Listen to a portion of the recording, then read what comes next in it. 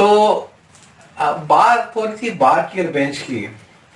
پہلی بات تو یہ کہ آج کل جو اسٹف آ رہا ہے اگر ہم بینچ کی بات کرتے ہیں,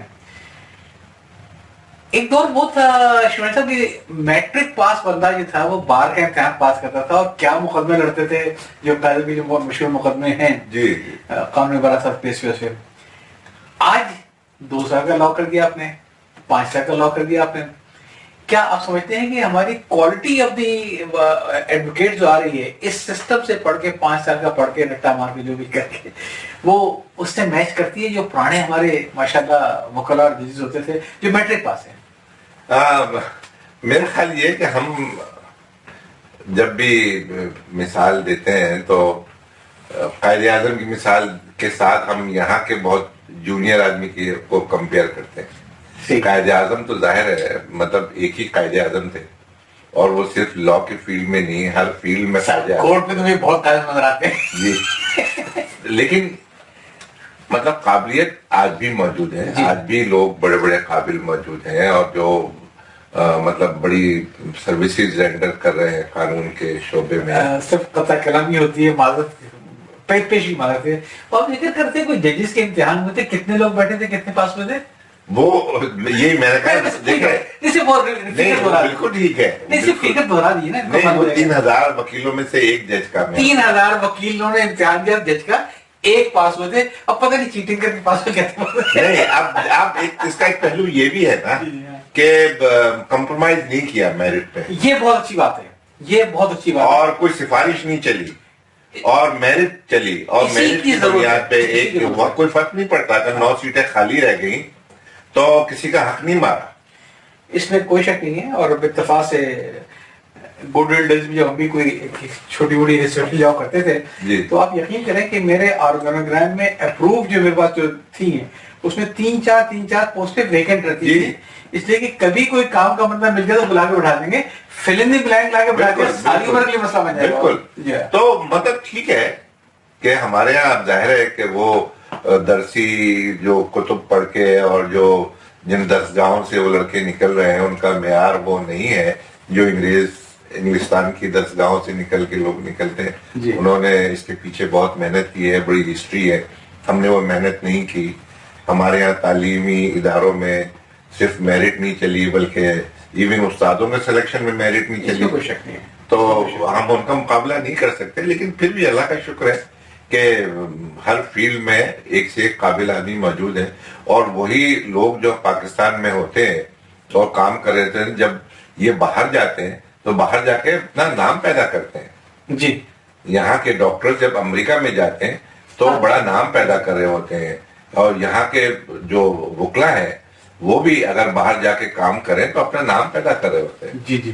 تو ایسی بات نہیں ہے کہ یہاں خدا نخواستہ کوئی ایسی ڈرت ہو گئی ہے کہ یہاں پہ کوئی پڑھا لکھا آدمی نکل ہی نہیں رہا یا باوصول آدمی نکل ہی نہیں رہا.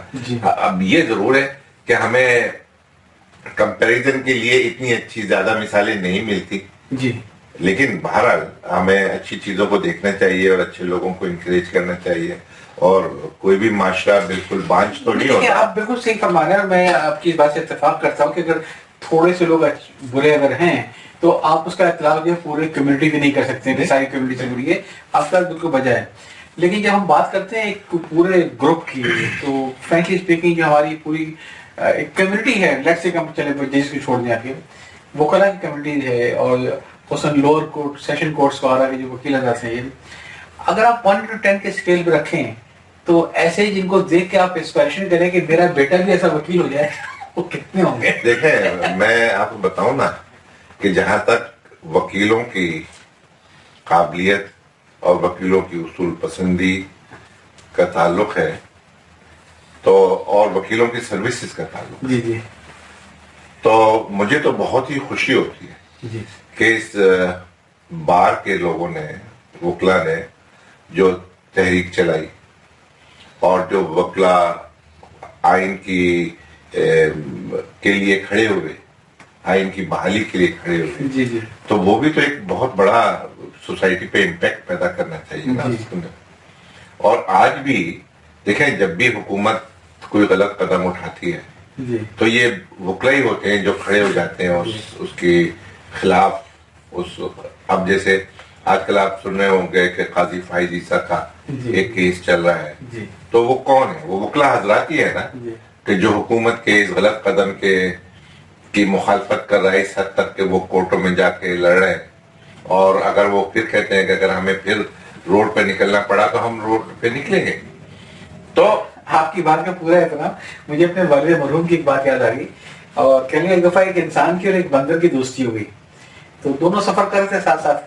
تو وہ انسان نے کیا کہ اتفاق سے ٹھنڈے پانی میں کوئی وضو کرنے کے لیے اسے ہاتھ ڈالا تو ہاتھ اس کا لگا، تو اس نے فوراً پھوکے مار کے کرنا شروع کیا. تو کہ کیا کر رہے تھے یہ؟ تو کہیں گے کہ پانی بہت ٹھنڈا تھا، میں ہاتھ گرم کر رہا ہوں. اس کے ٹھیک ہے، آگے چلے، آگ واگ جلائی تو اس کا ہاتھ کچھ زیادہ آگے چلے گیا، تو پھر سے پھوکے ماری پکڑنا شروع کیا. تو بندے نے مجھے کیا کر رہے ہو؟ تو کہنے ہاتھ بہت گرم ہو گئے تھے، پھونک مار کے ٹھنڈا کر رہے. کہنے تیرا میرا نوا ممکن نہیں ہے، ایک پھونک سے تو جو ہے نا وہ ٹھنڈا کرتا ہے اسی پر. تو میں خود بھائی میرے خود بھی ایڈوکیٹ ہوں اور بات کا ممبر ہوں، لیکن جو ججز کی ہمارے وکلا جو کمیونٹی ہے وہ ایک پھونک سے ٹھنڈا کرتے ہیں، دوسری پھونک سے گرم کرتے ہیں. جو انہوں نے کیا ہے نا لاہور میں، بہت معذرت، میری تو آنکھیں شرم سے جھک گئی.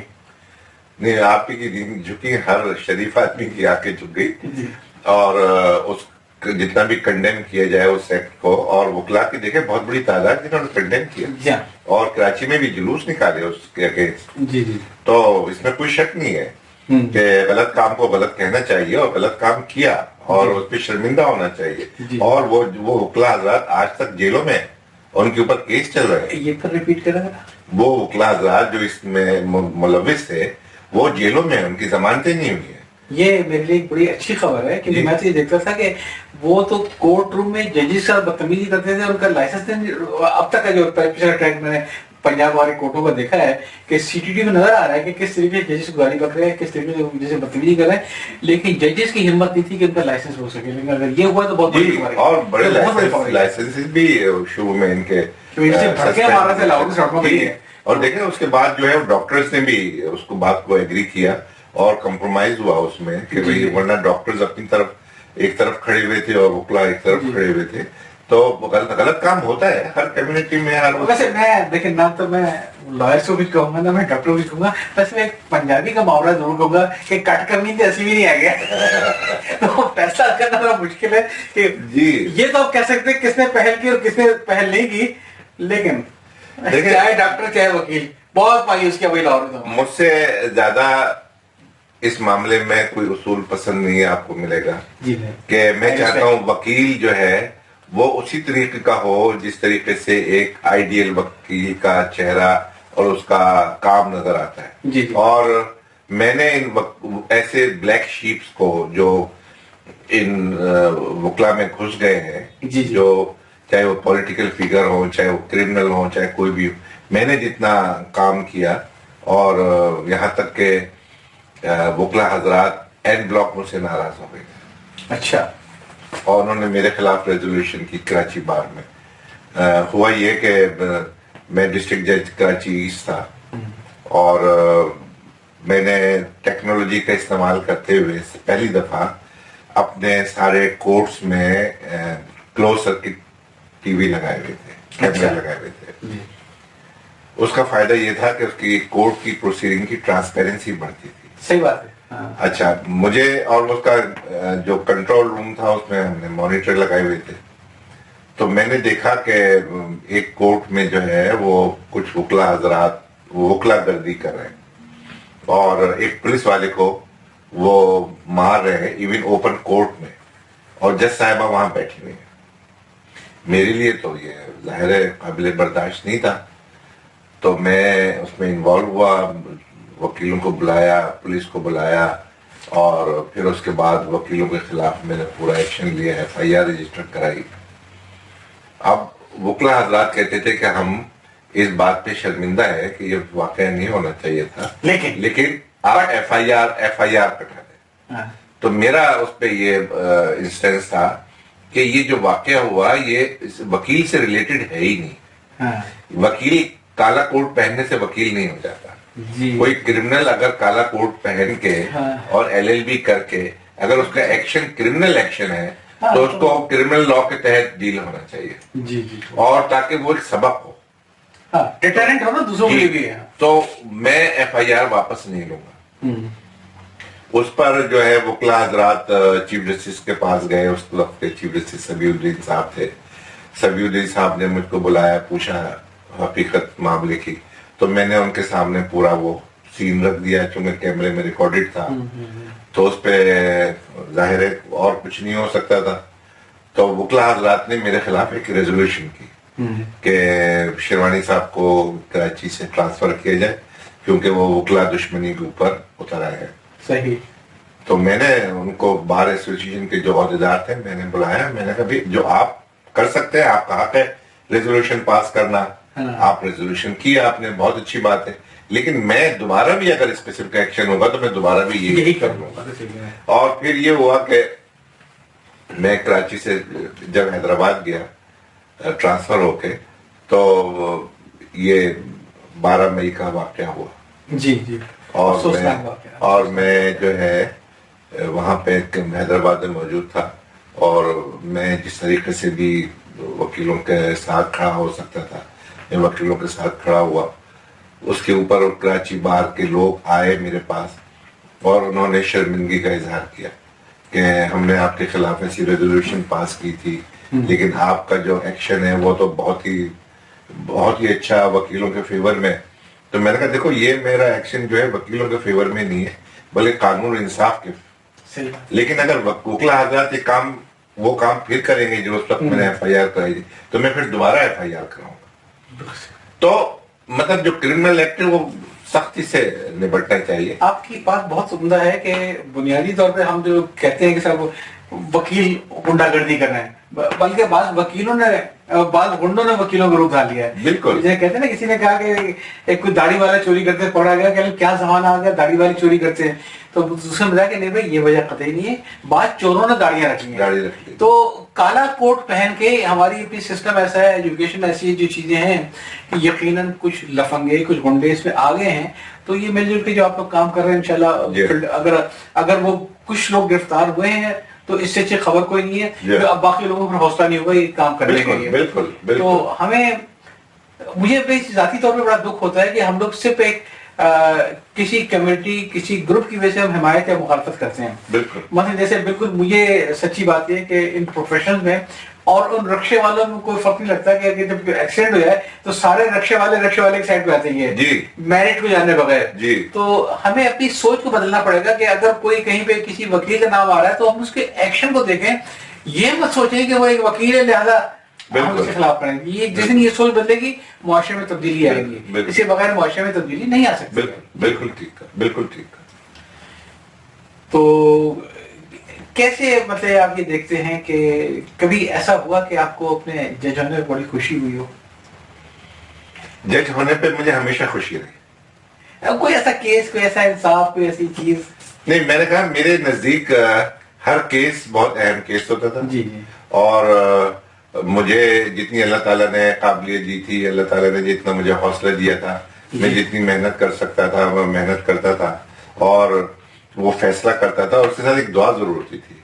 अच्छा, वो कि अल्लाह ताला अगर इस केस में कुछ कमी रह गई है मेरी अकल की कमी की वजह से या किसी और वजह से, तो अपील में ये फैसला सही हो जाए, क्योंकि अल्टीमेटली मुझे अल्लाह के आगे जवाब देना है। और हर फैसले में बतौर जज आपके ज़हन में चीज थी कि फाइल यहाँ पे इनकी क्लोज हो रही है और मेरी ओपन हो रही है। बिल्कुल, क्योंकि जाहिर इंसान होने के नाते मुझसे गलतियां भी हो सकती हैं, समझ में भी कमी हो सकती है और मेहनत में भी कमी हो सकती है इंसान होने के नाते। लेकिन ये है कि अगर इसके साथ नाइंसाफी हो गई है जिसके खिलाफ मैंने फैसला दिया है, तो या अल्लाह ताला अपील में इसको इंसाफ मिल जाए। अल्लाह सेशन तवील हो रहा है और ये कि इंशाल्लाह भी तो आपसे मैंने बहुत सारे सेशन करने हैं और काफी खूबसूरत टेक्नोलॉजी पे और 2-4 चीजें इंशाल्लाह। लेकिन जो आपने अभी बात की, मैं हमेशा दुआ करता हूँ, तो आपकी याद के साथ मैं छोटे से किस्से को खत्म करूंगा कि अकबर इलाहाबादी के बेटे जो इशरत साहब थे, जब वो जज हुए तो बहुत बड़ी खबर थी कि एक लोकल देसी आदमी जो जज हो गया है। तो उनके एजाज में उनके घर में कोई बहुत बड़ी पार्टी थी, तो जितने एलिट थी वहाँ की उस शहर की, वो पूरी एलिट से आई हुई थी। अकबर इलाहाबादी साहब जो थे वो आए पार्टी में, उनके हाथ में एक गिफ्ट पैक था वही। تو کہنے لگے آج جب کہ میرا بیٹا جج ہو گیا ہے تو میں اس کو یہ گفٹ پیش کرنا چاہتا ہوں. تو کہتے ہیں کھولا اس کو تو اس میں ایک چھوٹا سا ہوا والا بلہ تھا پلاسٹک کا جس میں ہوا بھرتے ہیں، جو اس زمانے میں 2 پیسے 3 پیسے کا تھا. تو جب وہ محفل برہم ہو گئی تو جج صاحب جو آ گئے اور اکبر صاحب بھی آ گئے تو اکبر صاحب کو اس کے رونے کی آواز آئی بیٹے کی. تو اکبر صاحب گئے وہاں پہ تو ان کا بیٹا کیوں رو گیا ہو؟ تو کہیں گے ابا آپ کا مذاق مجھے سمجھ میں نہیں آیا آج تک، آپ کو جو مجھ سے مذاق کرنا تھا آپ اکیلے میں کل سے. تو پھر اکبر اللہ آبادی بات کی ہے، کہیں گے بیٹا جب تم چھوٹے سے تھے 6-7 سال کے تو میں جاتا ایک میلے میں اور تم نے مجھ سے اس بلے کی فرمائش کی تھی اور اتفاق سے میں بھول گیا. جب میں واپس آیا ہوں تو رات کافی دیر ہو چکی تھی، تم دروازے میں بیٹھے انتظار کر رہے تھے اور جب تم مجھ سے بلہ مانگا تو میں نے کہا نہیں بیٹا میں تو لانا بھول گیا. تو تم پھر ساری رات اسی طریقے سے روتے رہے جس طریقے سے اس بلے کے نہ ملنے پہ تم ساری رات ایسے روئے تھے، جس طریقے سے کہ آج تم بلہ کے ملنے پہ رو رہے ہو. تو کہیں گے میں نے آج تم کو اس لیے دیا ہے کہ تم جج بنے ہو. تم ساری عمر یاد رکھنا کہ ایسا نہ ہو کہ جس فیصلے پہ آج تم بہت خوش ہو کل تمہیں بہت ناخوش نہ پڑے.